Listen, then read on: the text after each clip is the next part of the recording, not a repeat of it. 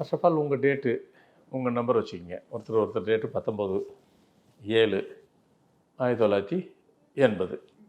19/7/1980. அப்போ ஃபார்மேட் படி 1/7/9/8. 1/7/9/8. இந்த டேட்டுக்கு அப்படி இருக்கட்டும். 1798. இந்த டேட்டுக்கு இப்போ காரினுடைய அந்த கார் கம்பெனி பேர் அது வந்துட்டு கூட்டினா 3ஆம் நம்பர் இருக்குது. உங்களுக்கு அது பொருந்துமானா பொருந்தாது. பிராண்ட் நேமு 2ஆம் நம்பரில் இருக்குது. அது பொருந்துமானா பொருந்தாது. அந்த காரை என்றைக்கு வாங்குனீங்களோ நீங்கள் ஃபஸ்ட்டு இஎம்ஐலேருந்து கட்டுறதுக்கு திணறிடுவீங்க. உங்கள்கிட்ட அது இருக்காது. இஎம்ஐயே திணறிடுவீங்க. உங்களுக்கு ஒத்து போகாது அது.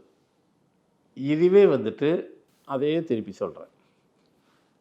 19/7/1980. அப்போ 1/7/9/8. இந்த ஃபார்மெட்டில் ஒருத்தர் வச்சுருக்காரு. நான் சொன்னது அது அந்த நம்பர் சொன்னேன். இப்போ அதே வேறு ஒரு கம்பெனி. அந்த கம்பெனிக்கு கூட்டினா அப்படின்னு வந்துச்சுன்னு பாருங்கள். கூட்டும்போது அவங்களுக்கு 9 வருது. ஓகேவா? ஓகே ஆயிடுச்சு.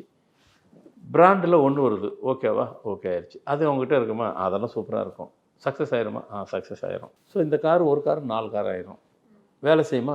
வேலை செய்யும். ஸோ அப்போ எதுக்காக சொல்ல வரேன்னா, அந்த பேரும் அந்த நம்பரும் இவங்களுக்கு ஒரு கனெக்ட் ஆகணும். கனெக்டிவிட்டி இருந்துச்சுன்னா அந்த கார் ஒரு கார் 4 காராகவும் இஎம்ஐ ஈஸியாக இருக்கும்.